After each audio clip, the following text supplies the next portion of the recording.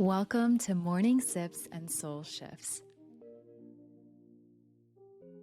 Welcome back, my friend, to this episode of Mourning Sips and Soul Shifts on the Life with Grief podcast, your cozy corner of the podcasting space where I invite you to get comfortable, settle in with your favorite beverage if you have it, and join me in figuring out how to navigate grief and live our best life together.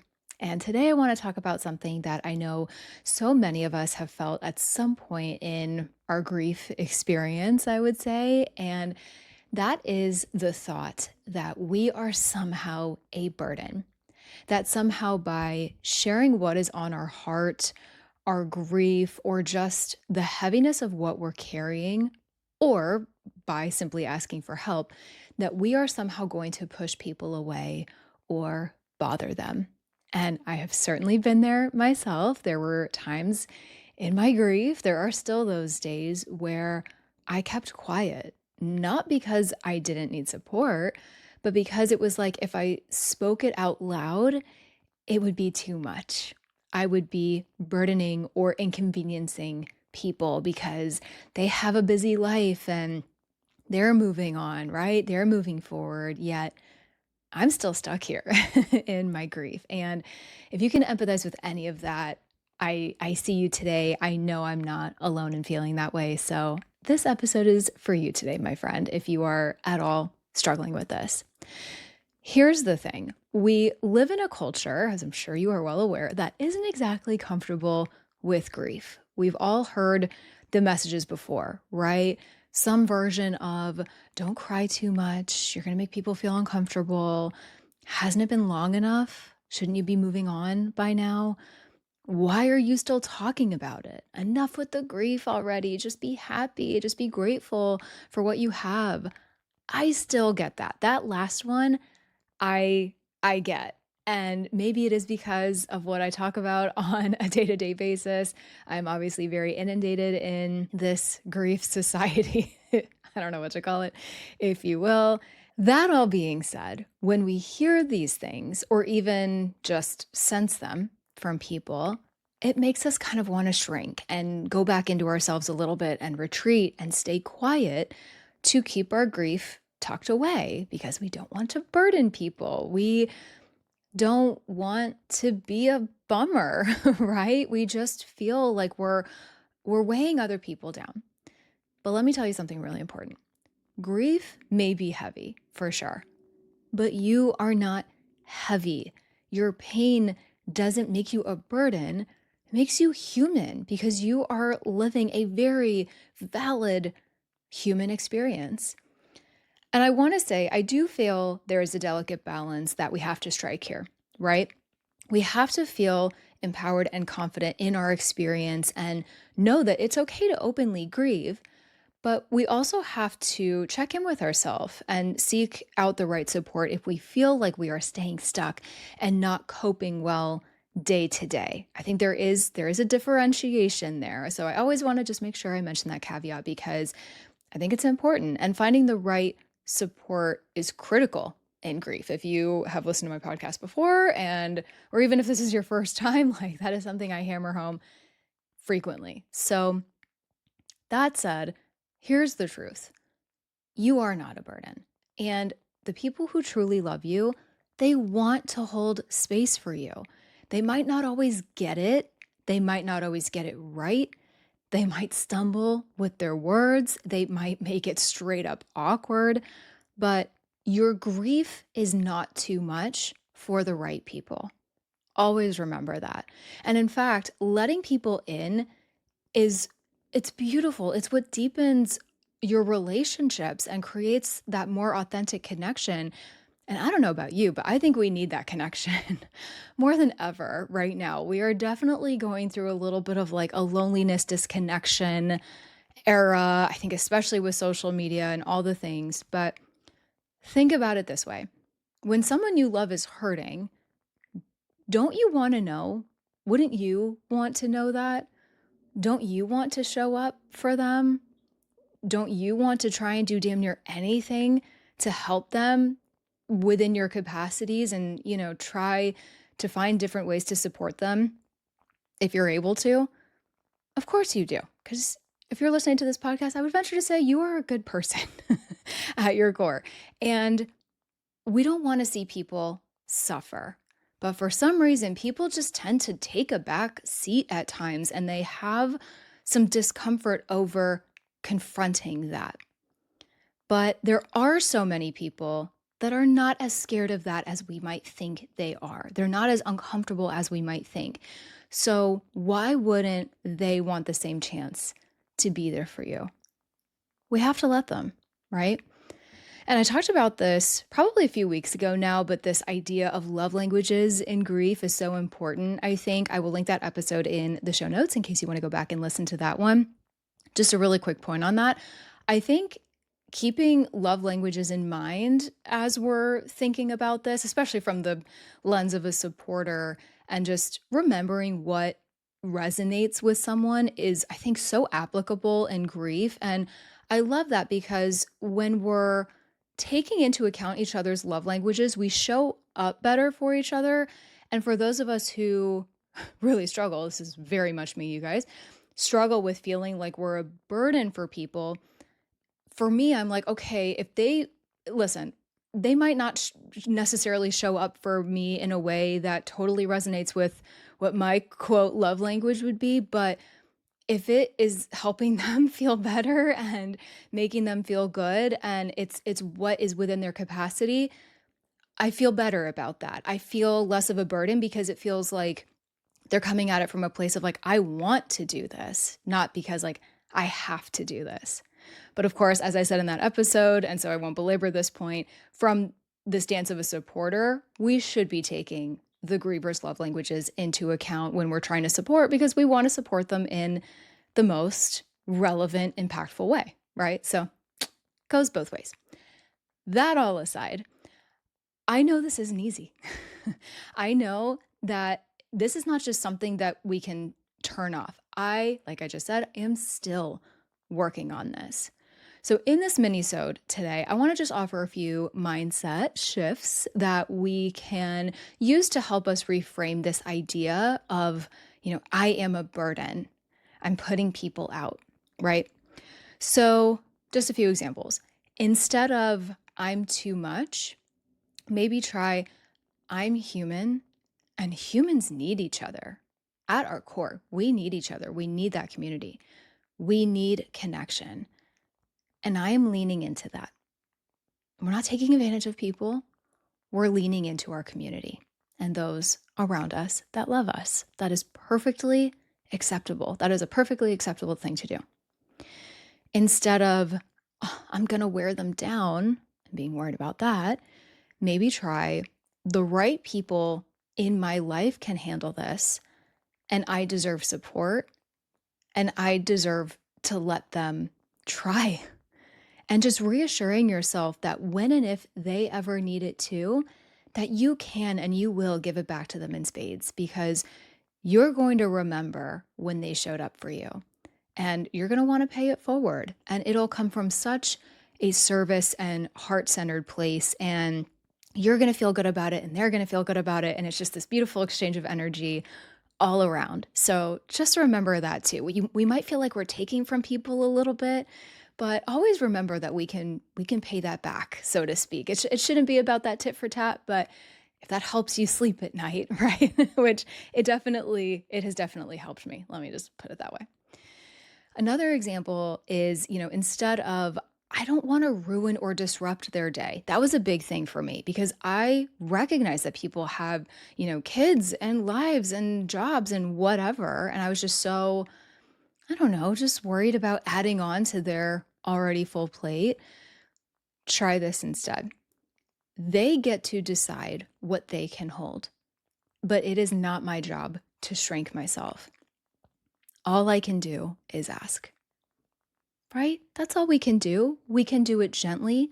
We can do it in a way that's not, draining, but the effort, it needs to be there. And I know it's going to feel uncomfortable. There's going to be some discomfort in the beginning, but you would be amazed at the ways that people might show up for you when you just crack open that door. So taking that first step is sometimes the hardest, but I like to think of it more as an invitation rather than an imposition, right?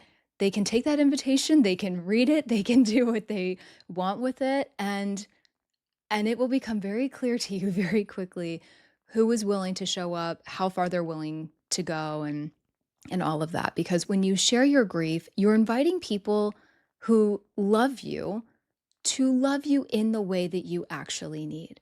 You are giving them the gift of honesty and realness, and that is not a burden, that's intimacy. And I don't mean like sex intimacy. That is holding space for another human, for another soul. And we all need to be able to do that, or certainly better than many of us can right now. I'll just say that. So, as we slowly start to wrap this up, let's just quickly talk about some practical ways to cope and to seek that support without feeling all the guilt. So, how can we start to cope kind of with this fear and find your way out of this silence that you're maybe inadvertently putting yourself in? Number one is choosing your people wisely. As I've alluded to, not everyone is equipped to hold grief. And I was going to say, that's okay. It's okay, but it's not okay. I think we need to be a more grief literate and just better society. I have no eloquent way to say that right now, but we all need to do a little bit better. But we don't have to shame those people. There could be a lot of reasons that people can't hold space in grief well. Maybe there's some trauma there, maybe their upbringing, their current environment. There's lots on this. I've talked about this on the podcast before too. But there are people that are safe who can. Maybe it's select friends, select family members, a support group, a coach or a guide like myself, a therapist, right? There are options if you really need it. And it is sometimes about that was definitely my journey. I had to kind of suss out who was there, who was really showing up, and who was sort of, I hate to say this in kind of like a gimme kind of way, but who could give me what I needed at the time. Because sometimes I I needed almost a little tough love. I didn't want silver linings. I didn't want the, oh honey, it's gonna be okay. There were some days I couldn't hear that. I needed to be able to tell myself it was gonna be okay. I couldn't just have people talking at me, trying to give me that when, I didn't believe it at the time. But then there were other people that showed up for me that gave me really valuable, literal, tangible tools and resources. Certain books referred me to a certain podcast or something, like actually gave me tangible things I could try, or just there to talk and just be a shoulder to lean on, to cry on, to talk things out with. Like for me, that was most valuable, or not talking at all and just having that presence. So just feel out what you need and doing that check in with yourself every day, like putting your hand on your heart, asking yourself, okay, what do I need today? That's a beautiful way to begin doing that and kind of building that trust with yourself again. And, because in grief, I think so often we're like, I don't even know what I want or need right now. But then we don't think to really ask ourselves either. So that's an important distinction. Number two is setting boundaries with how you share. So saying very bluntly, I don't need advice. I just need someone to listen. And honestly, in a lot of ways, this makes it easier for both of you or, whoever you're talking to, because the expectation is set, the need is clearly communicated, and it will be more lovingly and effectively met that way. Also, leaning into multiple outlets for healing and just this journey of trying to get out of the silence a little bit. So, I say this all the time: journaling, voice memoing your feelings, joining a grief circle, either in person or virtually, just so you don't feel like, maybe one or two select people in your life have to carry everything with you. Now, if you're working with like a coach or a therapist, sure, that is their literal job. So maybe that's the direction you go and maybe that's helpful for you. But cautionary tale, I guess, if you are leaning on friends and family, maybe depending who it is. Just to share an example, I have definitely had a friend or two where they were the one, let's say, just be very blunt, trauma dumping on me. And bless their heart, they didn't even realize they were doing it. And in my case, it was okay, right? I could handle it because I have ways to kind of shake that off and not really let it bring me down emotionally as well.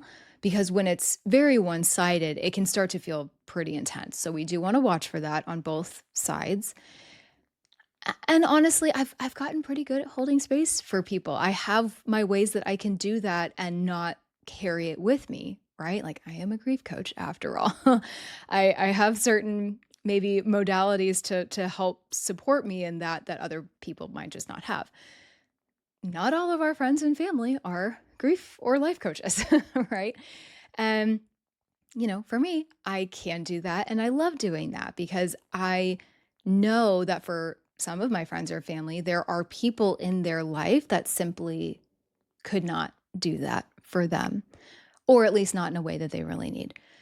But there are times where we do need to be aware of that. And so I know this might sound a little contradictory with what I am saying in this minisode right now, because I don't want it to sound like we're burdening those people that we seem to go to for everything, especially when this conversation is around not being a burden. But I think this is ultimately just a really good check-in with ourselves, asking ourselves, hey, do I need more intentional, specific support to my specific needs versus trauma dumping on my friend, right?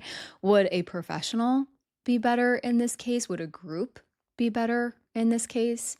So that has to come from both sides. So, really, just more of the story, open lines of communication are super, super important. All right, last on my little list here is practicing micro sharing.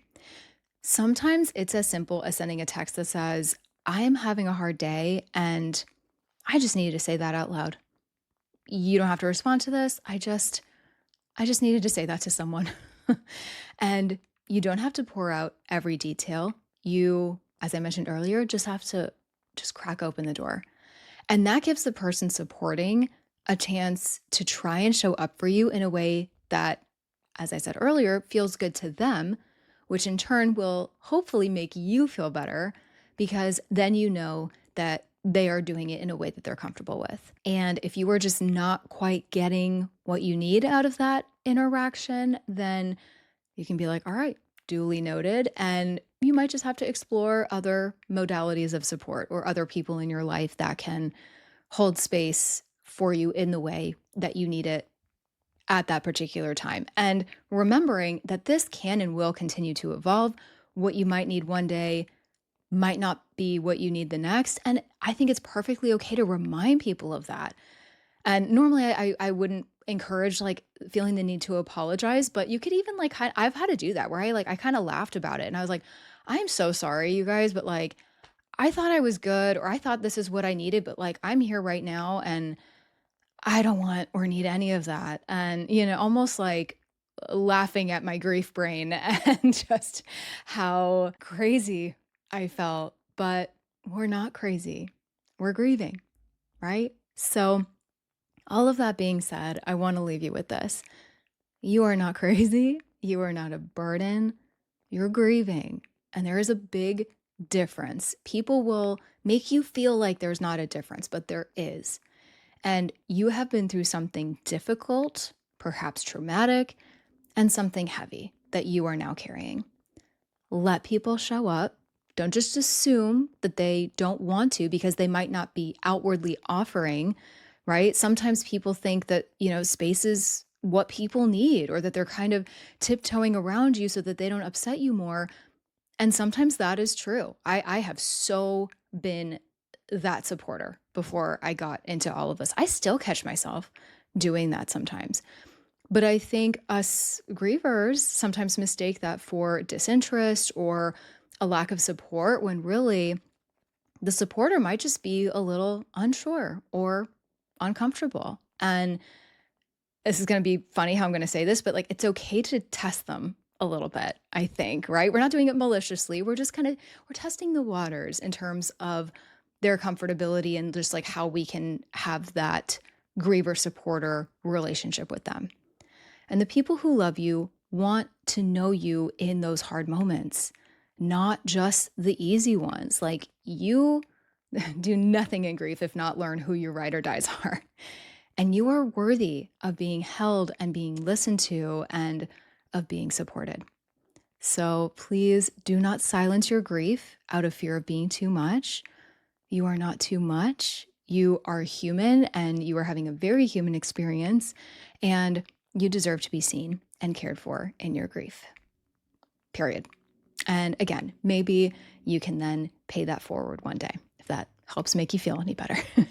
So, thank you so much for being here with me today. I hope this episode was helpful for you. If you enjoyed it or you know someone who could potentially benefit from hearing this little gentle reminder today, please share it. I so appreciate that. Or leaving a rating or review wherever you enjoy your podcasts or on YouTube. And until next time, take care of your heart, and I'll see you in the next episode.